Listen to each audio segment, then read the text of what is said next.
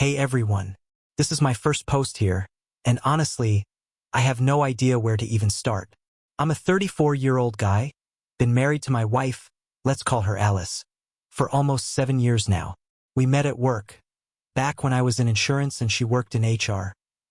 Alice always struck me as strong, smart, and charismatic, maybe a bit impulsive too. But I fell hard. She always had a clever comeback, knew how to turn any argument into a joke. I actually admired that. Everything seemed normal, at least until last fall. It started with small things. She'd come home from work later than usual, kept her phone on silent all the time, and stopped showing interest in our usual cozy nights together. I asked if everything was okay. She just said she was tired. Then, out of nowhere, she mentioned she'd joined a new gym, one that was apparently open until midnight. She claimed it had women-only hours. I'm not the jealous or paranoid type, but something shifted in me the day I noticed cologne on one of her blouses. A man's scent, and it wasn't mine. I asked her about it, and she laughed it off. Must have brushed up against someone on the subway. I wanted to believe her. Back then, I did. But then, a week ago, came the real punch. I found a second phone in her purse. Small, old, no case. Probably forgotten in a rush. It was off. I charged it. And when it turned on, there were tons of messages from someone named Jared. One of the most recent said, "After tonight, he definitely won't suspect a thing winking face." Not gonna lie, it felt like my chest caved in. I got physically sick. I just sat in the dark bathroom staring at that screen like it was a live grenade. Not because I didn't expect it, but because part of me still held on to hope that I was just being paranoid. Turns out I wasn't. And here's where it gets really weird. Because the next day, when I decided to confront her, Alice was gone. When I say Alice was gone, I don't mean she went out for coffee and didn't text back. I mean gone. Her keys were missing, her car wasn't in the driveway, and most of her clothes. Gone too. Like she packed overnight and ghosted. But it wasn't clean. The weird part? She left behind her wedding ring, right on the kitchen counter. No note. No explanation, just that tiny gold band we picked out together 7 years ago. Now lying there like an accusation. Or a message. Or maybe just indifference. I tried calling. Both phones. The regular one rang once, then voicemail. The second one, the one I found, disconnected entirely. I messaged her sister. Nothing. Her mom texted back later that day. She's going through something. Give her space. Give her space? After I just found out she's probably been screwing around with a guy named Jared? I started tearing the house apart. I don't know what I was looking for. Closure, maybe? More dirt? I checked drawers, the closet, the bathroom cabinets. And that's when I found something that didn't make sense at all. A storage unit key. One I'd never seen before. Taped under the drawer of her bedside table. At first I thought, okay, maybe it's nothing. But after the secret phone, nothing felt like nothing anymore. So the next morning, I called into work sick and drove around until I found the storage facility the key belonged to. It was just outside the city. The kind of place with rusty fences and blinking security lights that make everything feel like a horror movie even in daylight. The key opened Unit 318, and inside was a life I didn't recognize. There were clothes, shoes, a backpack, old journals, a laptop, but none of it was stuff I'd ever seen in our house. There was even a photo on the wall, a Polaroid of Alice smiling with Jared. Arm around her waist, beach in the background. They looked like a couple, like a real couple, not like a fling. My hands were shaking. I opened the backpack and found more photos. A lease agreement for an apartment I didn't know existed. And then the real gut punch, a fake ID. Not fake like teenage bar hopping fake. Fake like a completely different identity. Same photo, different name. I sat there on the cold concrete floor of that storage unit for at least an hour, just staring at the fake ID. It had her photo, my wife's face, but the name wasn't Alice. It was Rebecca Ellis. Born in a different state, a completely different birthday. The ID looked real, not like something you'd print at home. Professionally made. Laminate seal, state emblem, everything. That was the moment my brain fully disconnected. Because it didn't just feel like she was cheating. It felt like I had been married to a ghost. A woman who had 2 lives, 2 names, and now apparently no intention of explaining either. I took the laptop and one of the journals with me. I know, maybe that's illegal or messed up. But at that point, I didn't care. I needed answers more than I needed rules. When I got home, I opened the journal first.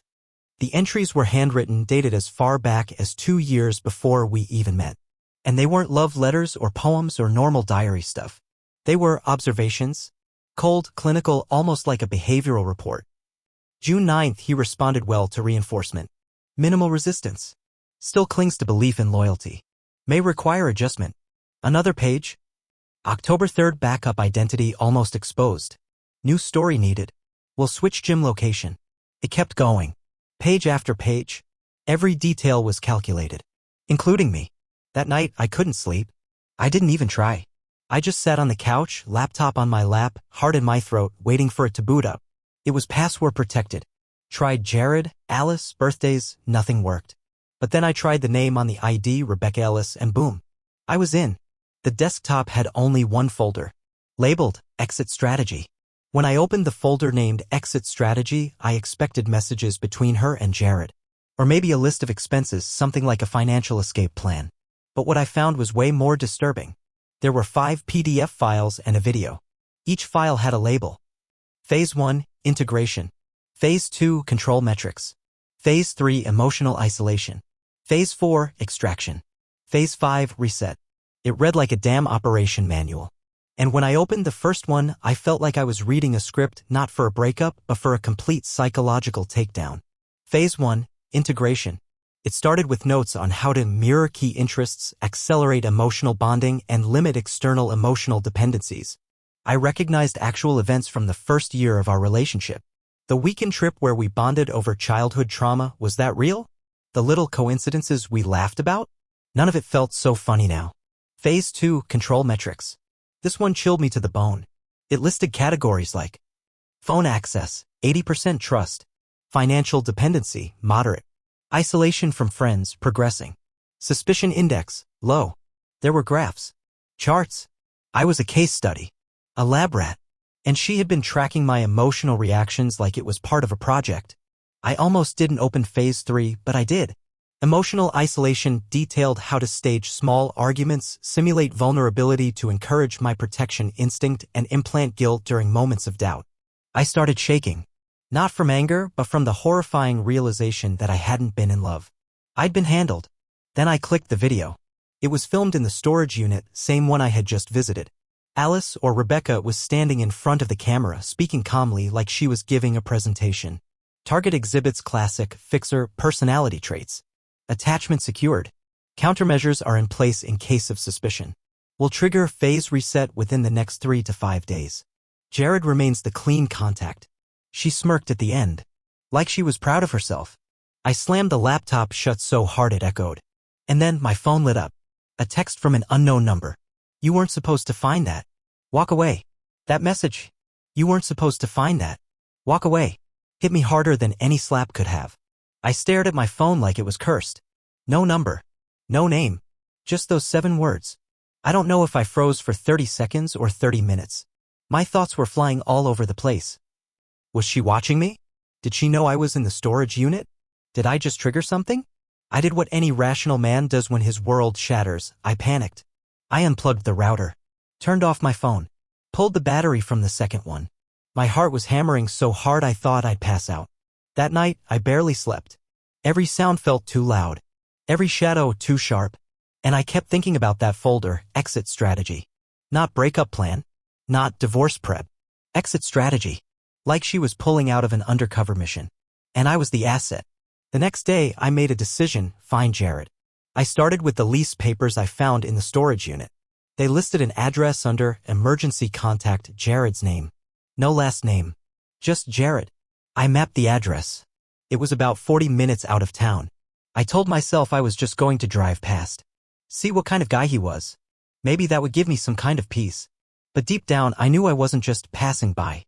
When I got to the house, I parked across the street and waited. It was a clean little ranch-style home. Gray shutters, new mailbox, American flag by the porch. Innocent. Too innocent. And then he came out. Tall, mid-30s, athletic build, short cropped hair. He looked like the kind of guy you see in military recruitment posters. Sunglasses. Confident. Calm. But he wasn't alone. Alice, or Rebecca, was with him. Wearing a hoodie I'd never seen. Hair tied back. No makeup. She looked different. Younger. More relaxed. Like this was the life she actually wanted. They laughed. Hugged. Kissed. And then she looked straight at my car. Like she knew I was there. I ducked. My heart was in my throat. When I peeked again, she was still looking. Not shocked. Not angry. Just knowing. Like this was part of the script. Like I was right on cue. Then Jared leaned in and whispered something to her. She nodded. They turned. Went back inside. 10 seconds later, my phone buzzed again. This is your last warning. Do not follow. I drove away. Fast. Heart racing. Mind blank. I didn't stop until I hit a gas station 3 towns over and sat in my car for an hour just staring out the windshield, trying to breathe. Trying to process. It wasn't just the cheating anymore. It wasn't just the lies. It wasn't even the fake identity. It was the fact that they were watching me. That this felt planned. Coordinated. Like I was never supposed to be anything more than a piece on someone else's board. But instead of letting that terror paralyze me, something else kicked in. Anger. I deserved answers. Not warnings. Not threats. Answers. When I got back home that night, I went back into the laptop. Screw fear. I opened Phase 4, extraction. It had exact dates. Travel plans. Bank accounts. A sudden job transfer request forged under my name. Emails drafted to my boss, faking a resignation. Even a draft text to my parents explaining I'd gone overseas for work and needed time away. She was planning to disappear me. Or at least make it look like I had vanished on purpose. The final section of the document was labeled Opportunity Window. And the date listed? Yesterday. The day she vanished. The day I found the storage unit. The day she was supposed to activate all of it. Which meant I had derailed the plan. That's when I remembered something. I had a friend, Pete, who used to do IT security for private clients. The kind of guy you call when your phone might be tapped or your laptop's behaving weird. I called him. Told him the short version. My wife left. I found some stuff. I think I'm being watched. He didn't laugh. He just said, bring everything. Laptop. Phone. Anything digital. I'll sweep it. I got to his place the next morning. We ran diagnostics. Sure enough, there was spyware on my phone and on the house Wi-Fi router. Low-level, silent, the kind that logs location, microphone access, even screen activity. I don't want to freak you out, Pete said, but this looks professional. Not something someone just downloads off the dark web. Whoever did this knew exactly what they were doing. Then he said something I'll never forget. I think this woman, whoever she really is, has done this before. Pete worked in silence for a while after saying that. His fingers flew over the keyboard, eyes narrowed, focused. I sat on the edge of his worn-out couch, trying not to shake. She's done this before? I asked. He nodded slowly. Let me show you something. He pulled up a hidden cache of deleted files, ones that hadn't been properly wiped from the laptop Alice/Rebecca had stored in the unit. Most were encrypted, but a few had metadata. And buried inside one folder called Archives, he found something that made my skin crawl. Photos. Dozens of them. Different men. Different cities. Same woman. My wife. Or whatever her real name was. Sometimes she had red hair. Sometimes brunette. Glasses in some. Different jobs listed in the file notes: event planner, paralegal, software consultant. Different aliases too: Maya, Lauren, Sophie. Each man was listed with a code name. Subject 0412. Subject 0731. And then I saw mine. Subject 1013. I clicked it. There was a note attached. Subject exhibits high loyalty patterns and rescuing behavior. Easily anchored through emotional narratives. Recommend long-term extraction. Ideal for ID reallocation project. Maintain cover Alice? ID reallocation? What the hell was that supposed to mean? Pete looked at me, pale. This isn't just a con job.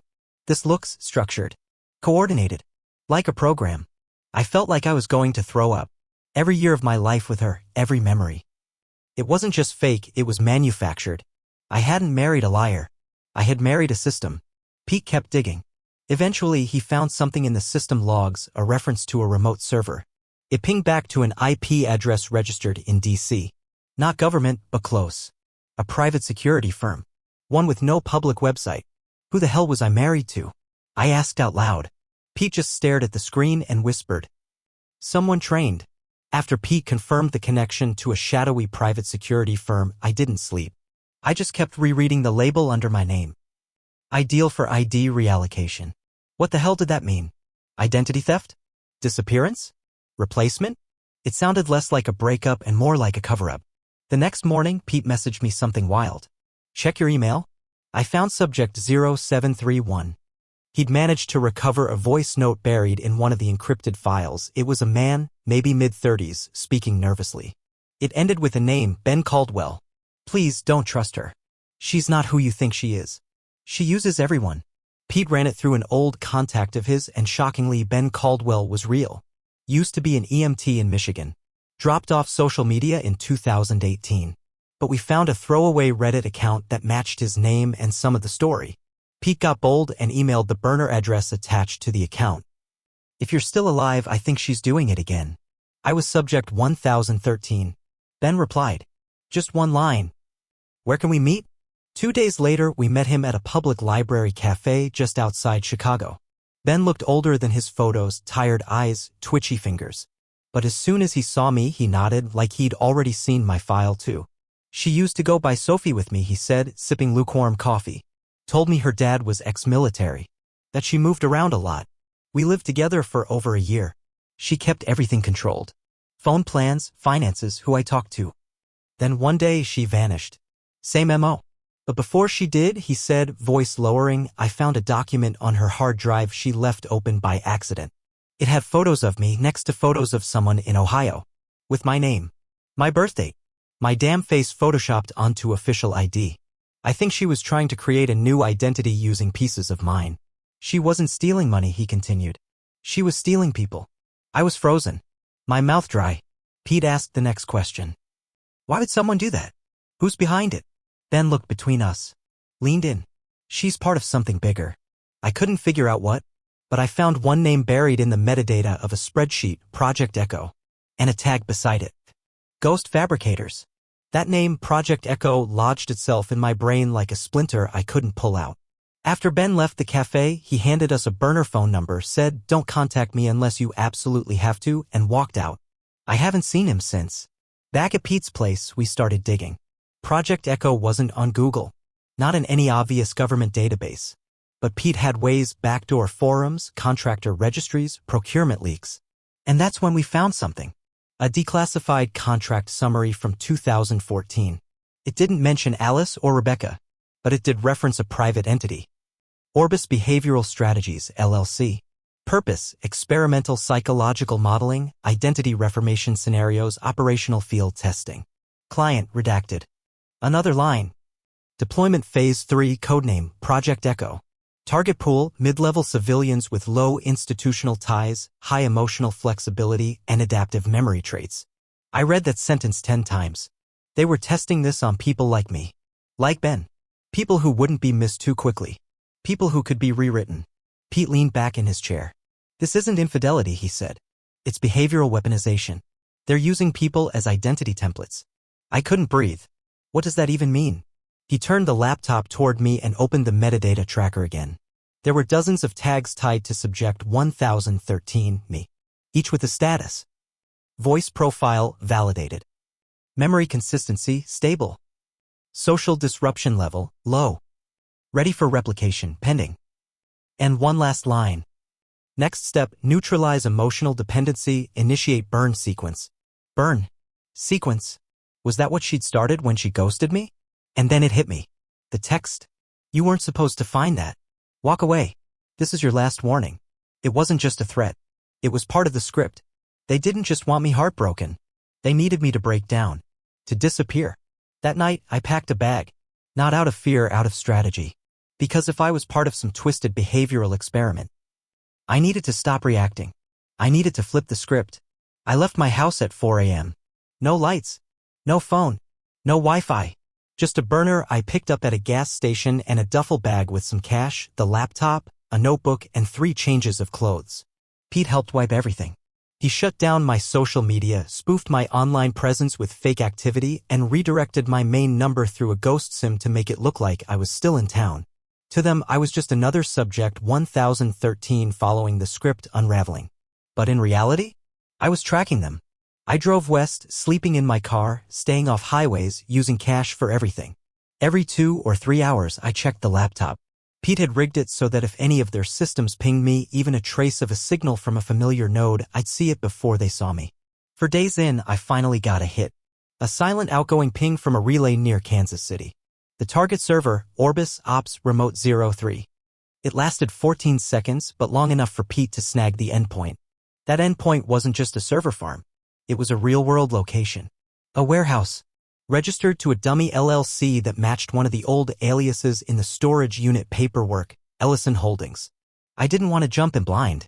I spent a day just watching the place from a hill across the road with binoculars. Trucks came and went. Some unmarked. No one stayed long.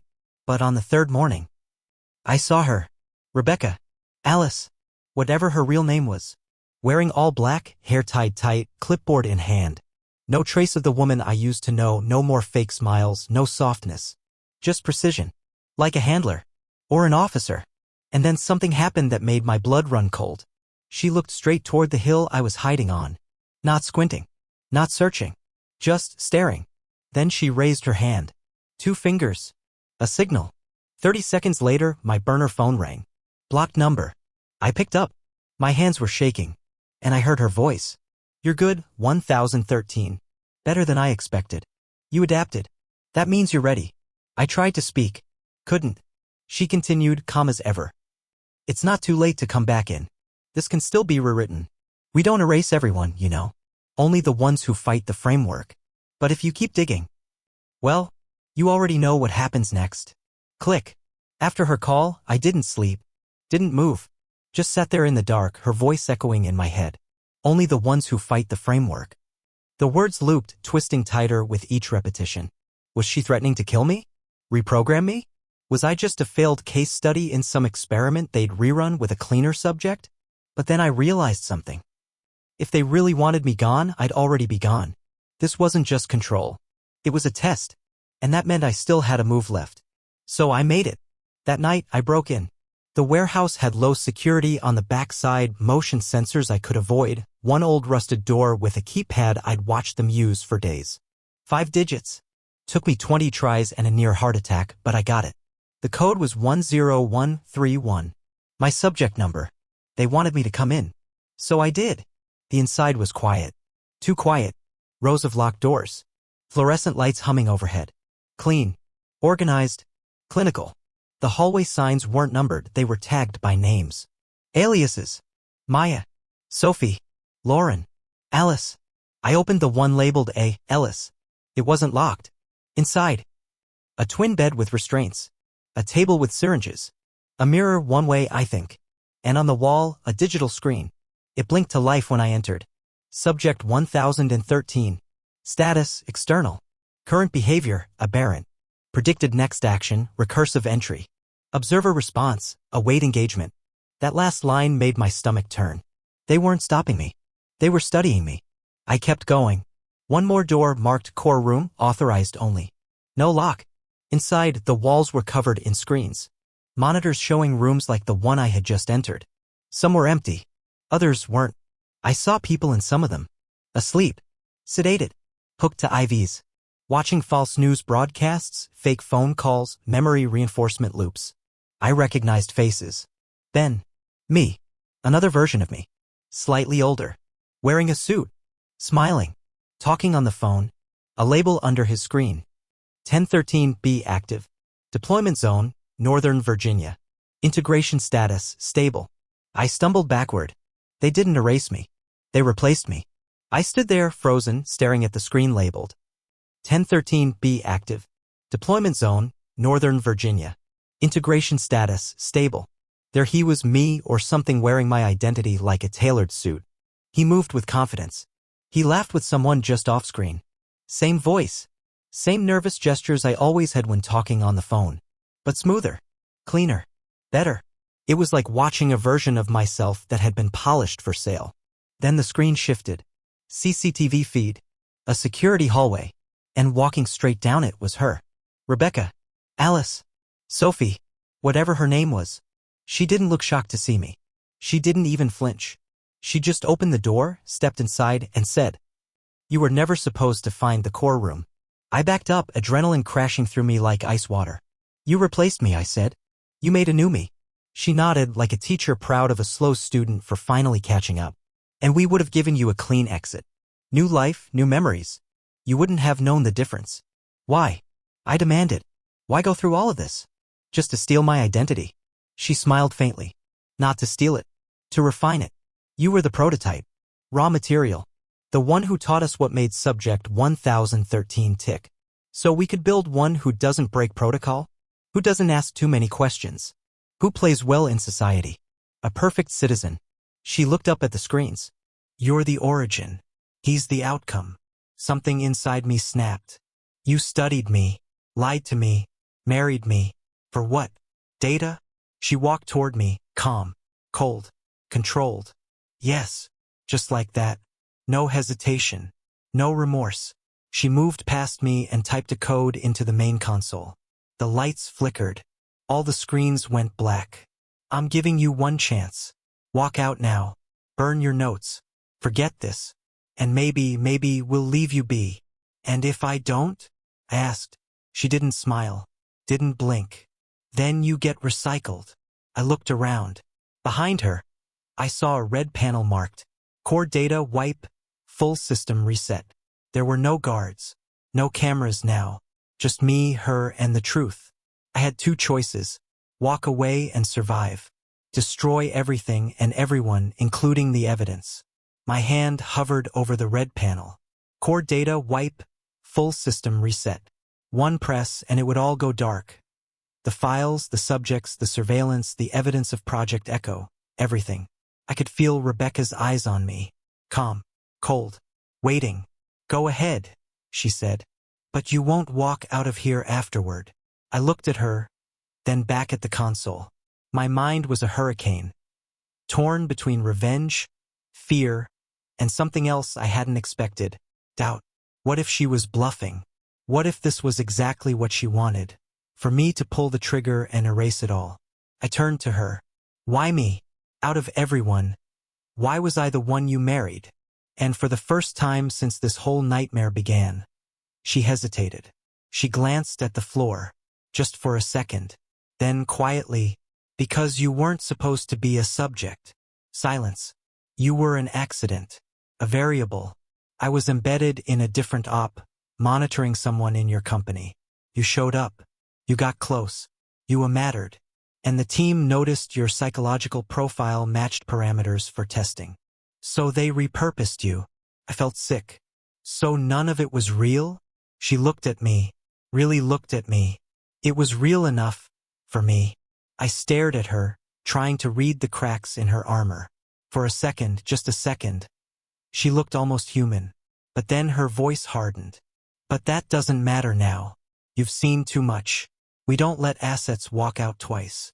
I knew I only had moments before backup arrived. I could feel it. Something in the air shifted. Maybe silent alarms. Maybe just instinct. I lunged toward the panel. She moved fast. Faster than I'd ever seen. Grabbed my wrist. Slammed me into the wall. The console blared. "Override detected. Manual authorization required." I fought. Not like a trained soldier. Not like her. But like someone who had been broken, rebuilt, and now had nothing left to lose. I threw us both into the console. Sparks flew. Something shattered. A power surge lit up the room in red. And then the screens rebooted. Flickering, glitching, distorting. System fragmented. Core files compromised. Echo network. Partial disruption initiated. I didn't destroy it all, but I broke something. And Rebecca? She was lying on the floor, bleeding, but still conscious. She looked at me, no more calm, just rage. "You don't know what you've done." I didn't look back. Rebecca, if that was even her real name, was still breathing when I left her there, bleeding on the floor of the core room. But something in her eyes had changed. No more control. No more precision. Just rage. I'd broken something they didn't think could break. And now I had to run. The warehouse was no longer quiet. Alarms blared through the hall's low, pulsing tones. Emergency lights spun crimson shadows on the walls. Somewhere in the distance, I heard voices, fast footsteps, commands shouted in clipped, professional bursts. They were coming. I ducked down a maintenance corridor and found a side exit, a loading dock door half open. I squeezed through, cut my hand on the way out, but I didn't stop. The night swallowed me whole. I sprinted across the lot, scaled the back fence, hit the tree-line, and ran until my lungs felt like they were on fire. My car was parked nearly 2 miles away, in a shuttered gas station lot. When I reached it, I didn't drive. I torched it. There was a tracker on me. There had to be. I couldn't risk them tracing me again. So I poured the gas I kept in the trunk, lit a match, and watched the life I used to have go up in flames. For the next 72 hours, I vanished. No devices, no signals, just prepaid cash, back roads, and faces that didn't know mine. Pete helped remotely burner comms, shadow routes, and a new identity kit he'd built, just in case. Turns out he'd always suspected the system watches more than we think. On the third night, I checked the laptop. What was left of it? The drive was corrupted, mostly junk data and fragments, but Pete had managed to extract part of the Echo directory. What we saw made us both stop breathing. There were more of me, not just one 1013B, but 1013C, 1013D, variants. Each in different deployment zones, each with a profile. The one in Virginia, another in London, one embedded in something labeled Civic Leadership Tier 2. They weren't just replacing people. They were cloning behavioral identities to install in society. Engineered personalities, built from real people, trained to obey. And the worst part? A final tag at the bottom of the screen. Status anomaly detected. Response team ETA 96 hours. Retrieve or neutralize 1013 original. I wasn't just running anymore. I was hunted. The clock was ticking. Retrieve or neutralize 1013 original. ETA 96 hours. That was 4 days ago. I don't know if I have hours left or minutes. But if you're reading this, then somehow this message got out. Somehow Pete cracked enough of their scrambled drives to send this to the right corners of the web. And now you know the truth. They took everything from me. My name. My past. My memories. They tried to rewrite me, to copy me, then erase the original like I was bad code. But I'm still here. I'm the part they can't replicate. The variable they couldn't control. The anomaly. And I've made peace with that. Tonight I did the only thing that made sense. I uploaded what we had left. The dossiers. The behavioral matrices. The videos. Her voice. Everything. We couldn't trace the full web of Project Echo, not yet. But we had enough to draw blood. Pete set up a slow leak server on the dark web. Untraceable. Irreversible. In 3 hours, it goes live. To whistleblower forums. Military leaks. Black market intel hubs. Reddit. Yes, even here. They'll try to suppress it. To scrub it. To twist it. But you'll remember this. If someone in your life changes too quickly, too perfectly, if they smile just a little too often, if they start echoing your thoughts like they've been rehearsed, ask yourself, is that really them anymore? Because somewhere out there, there might be a you who never got the chance to wake up. They're close now. I can hear them outside the motel. No sirens. No shouting. Just silence. The kind of silence you feel more than hear. But I'm not afraid. They can come. They can take me. Hell, they can even erase me. But I know one thing now. I was real. I was the original. And they'll never build that again. End transmission. User deleted. Post archived. Echo failed to overwrite source. If you find this, share it. They can't erase what we all remember.